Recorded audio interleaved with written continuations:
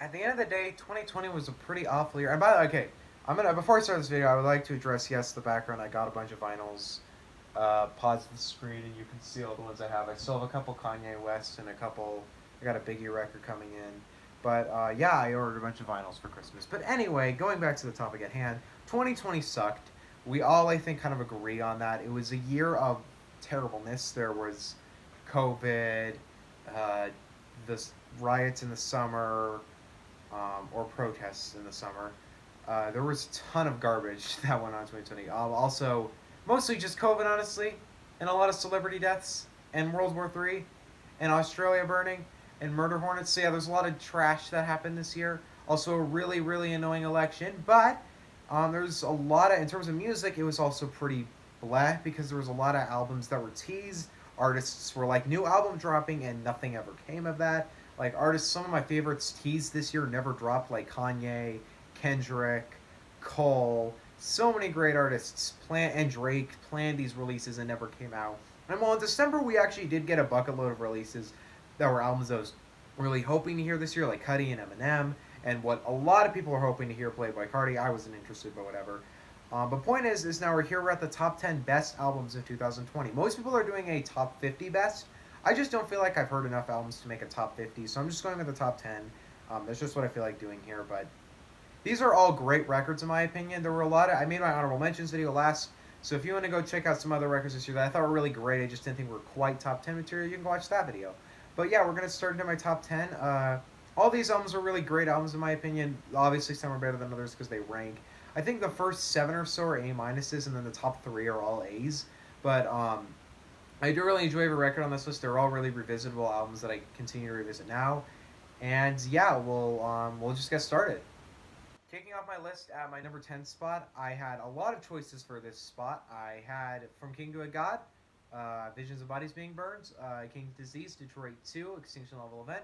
But there were a lot of projects I could have chosen from, but last minute I decided to go with my number 10 spot to be Manager of McNichols by Boldy James and Sterling Tolles. My personal favorite Boldy James record of this year, and one of the best albums to come into the Griselda label this year. This was a fantastic record in every sense of the word. The production is so creative on this project. Coming from Sterling Tolles, using this, how would I describe it? It's like a boom bap, jazz sampled mesh. It is so creative. It's one of the most some of the most creative production I heard in 2020, honestly.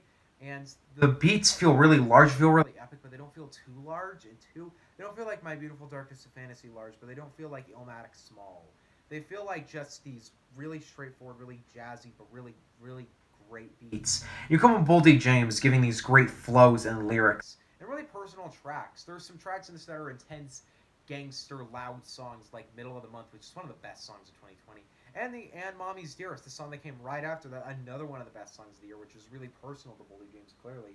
This is just a great record, in my opinion. I feel like everybody involved just gave it their all. They gave so much effort into giving this just one of the best track lists and some of the best production I heard in 2020. And Boldy James killed it too. Everything about Manager McNichols really worked for me, and I honestly consider putting this even higher on this list because this is a fantastic record overall.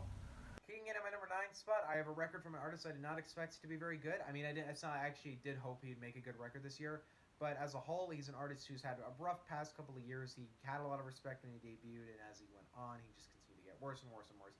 And I've always enjoyed him as an artist, but I still do agree he did have. Last year, he did have some pretty terrible records. But you know who I'm referencing already if you are educated in hip hop. I am referencing Logic, and he came back with No Pressure in 2020, which is the best record he's released in 6 years, honestly. This was a great album, in my opinion, because I feel like in terms of this, he decided, oh, I'm going to take the mature stance of being a better dad by retiring. So as just a human being, that's a really mature move. But on top of that, when making this retirement album, he didn't overblow it as much as he could. This felt like a really small scaled record to me. It felt like in a lot of ways this wasn't nearly as large and nearly as ambitious or nearly as braggadocious, honestly, as something like Confessions of a Dangerous Mind. Because he felt like he wanted to just create the record for his fans, where he went back to what his fans loved, that old Logic sound that we all love from the Under Pressure and the Young Sinatra days. He was really able to bring together this project with great production from No ID and great lyricism and flows from Logic. There's so many great tracks, there's so many creative lyrical points on this album. In terms of a lyrical album, it's one of the best of 2020. It had so much I really offered. I was really happy the fact that he released this kind of out of the blue. I'm happy.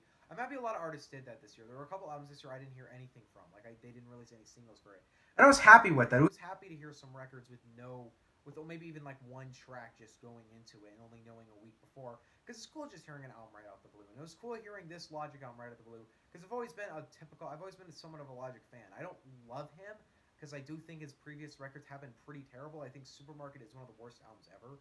But honestly, this No Pressure really regained my love for Logic, and it really hit back to what I love so much about No Pressure and the Young Sinatra tapes and The Incredible True Story. There were so many great moments on this album. Honestly, there were so many personal ones. I thought this is just a great record. As a Logic fan, I was just really happy with this, and I am so comfortable with this being the last Logic record. Because truth be told, it's probably the best conclusion he could have given us to his discography.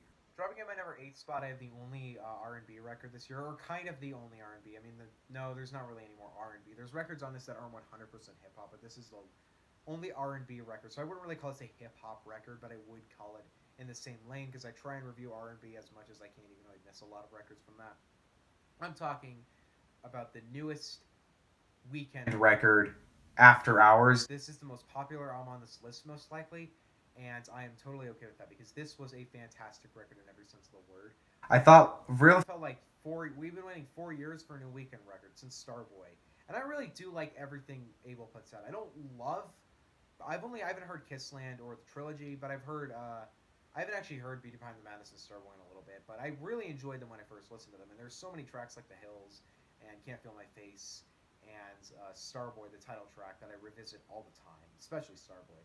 But I was really excited for this record. It's been 4 years, and I feel like he honestly gave me the best album he's ever made. This is the first time I heard a Weekend album, and I constantly just replayed it throughout the year. There were so many just personal, hard-hitting, cold tracks on this. I love the mesh of production with these 80s synths on top of these really amusing vocals. It really just meshes together to create a fantastic record. And while there are just these little nitpicks I could give it here and there, I can't even really complain when I feel like this record just gave me everything I love about The Weeknd as an artist. Some of the best tracks he's ever made, like Blinding Lights, just this really fun 80s song, entirely 80s sounding song.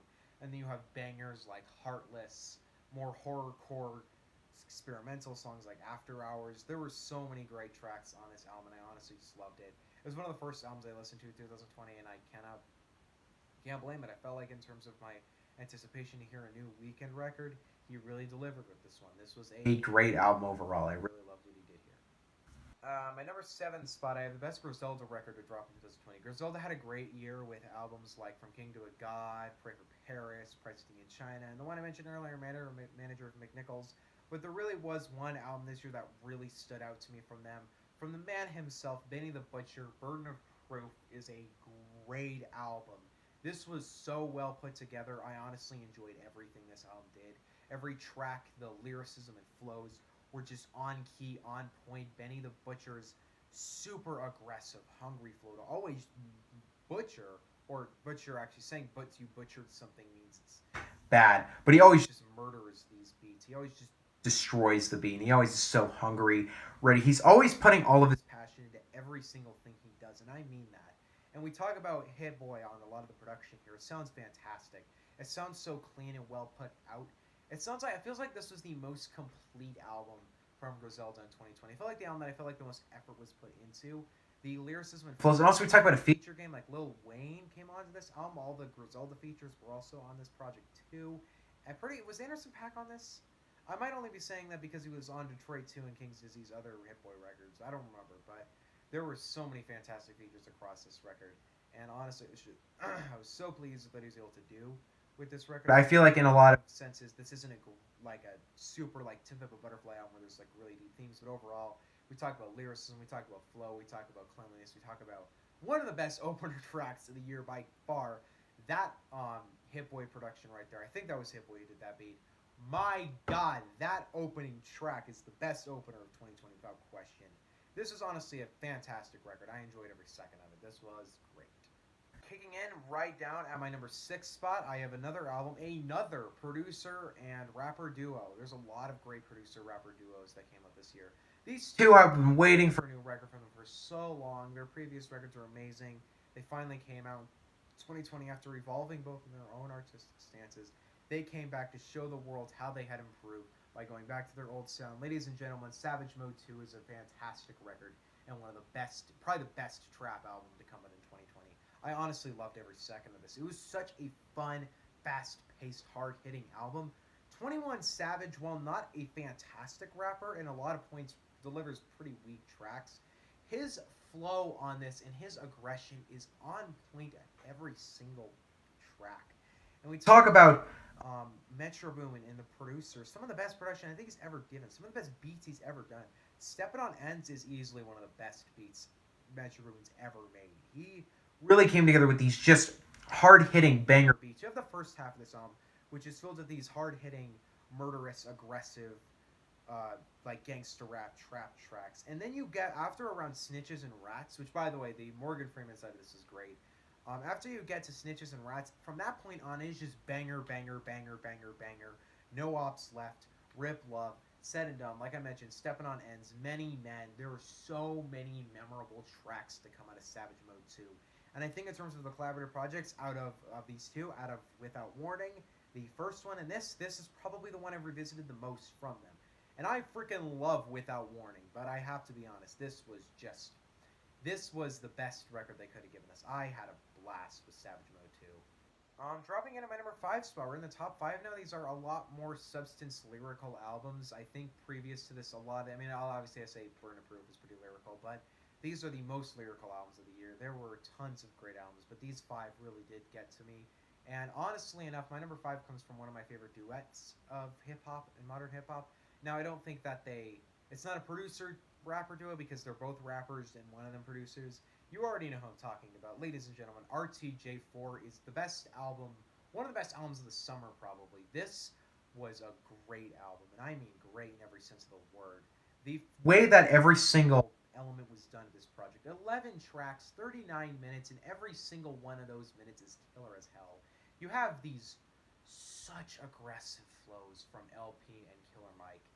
I cannot tell you how much I love when these two come together for a record. They always put their heart and soul into every single word they're spitting.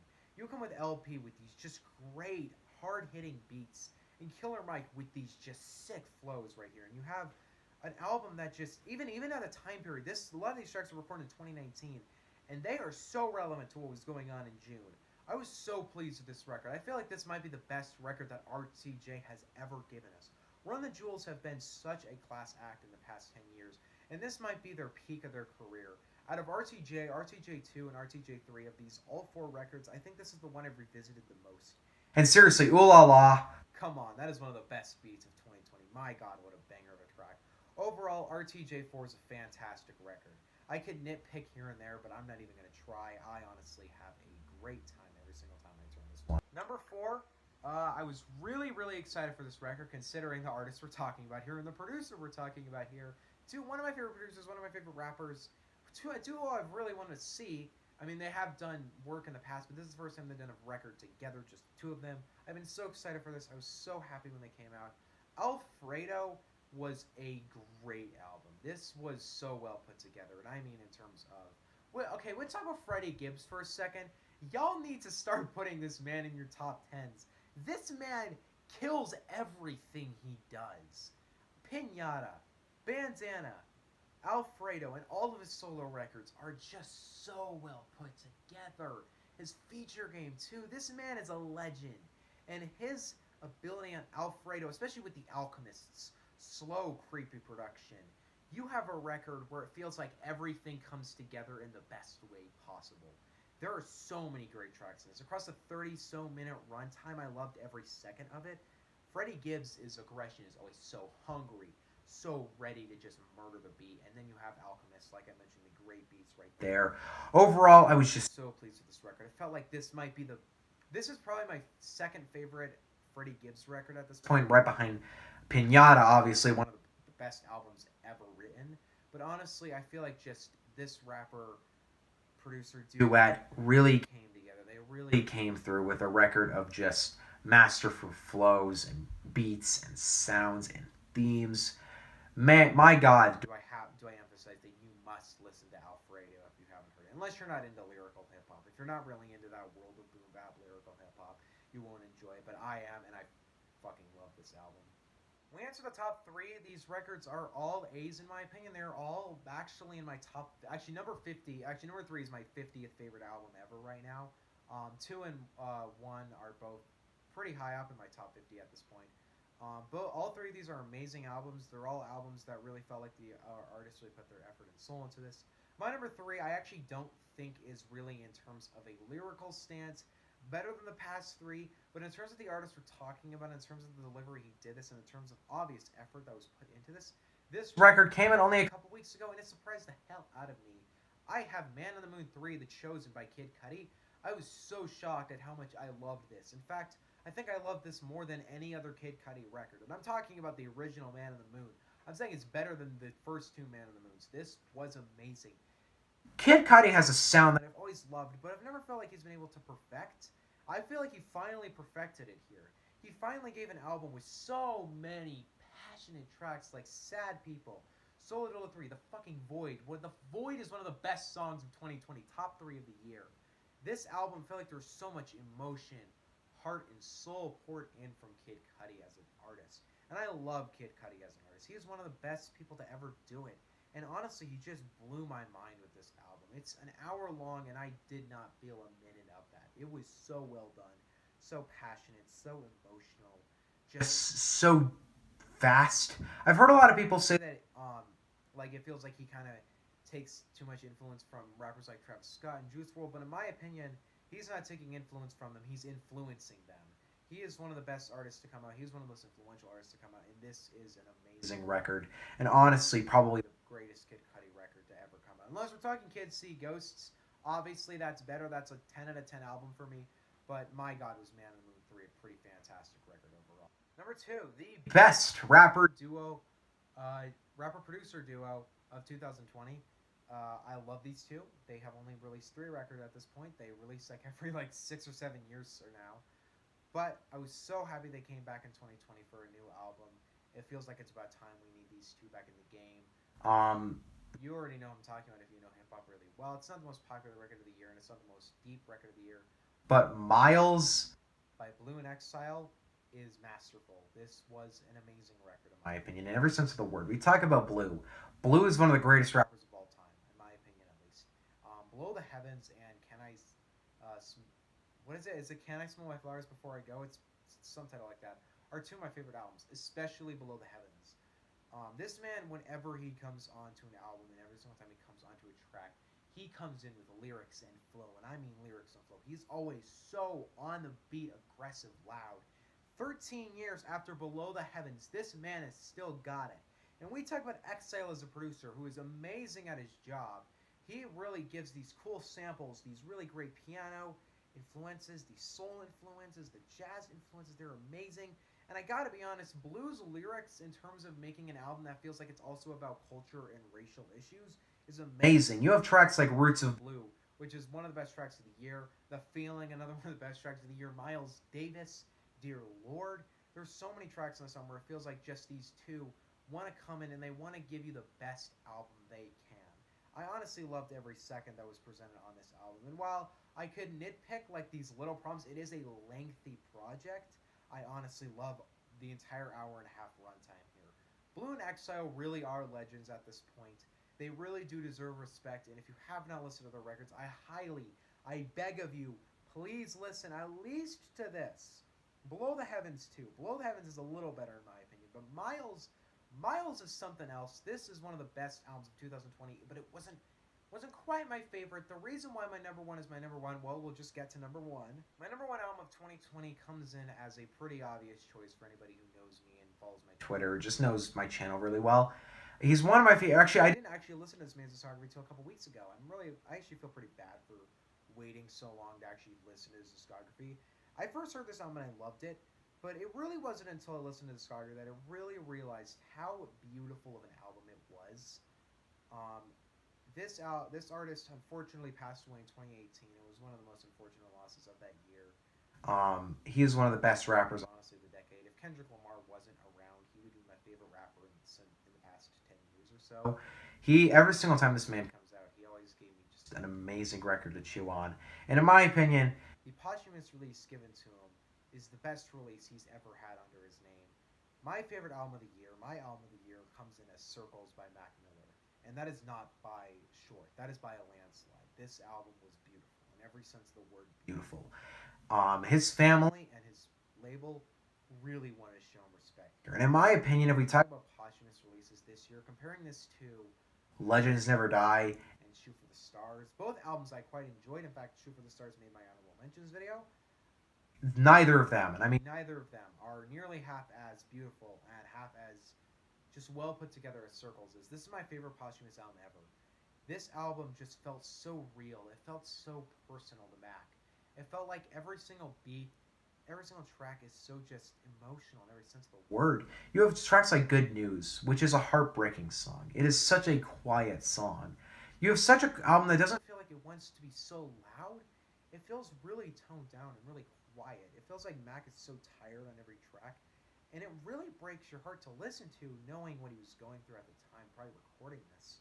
Honestly, when talking about recent Mac albums right before his death, Good AM, Divine Feminine, and Swimming would be my top three.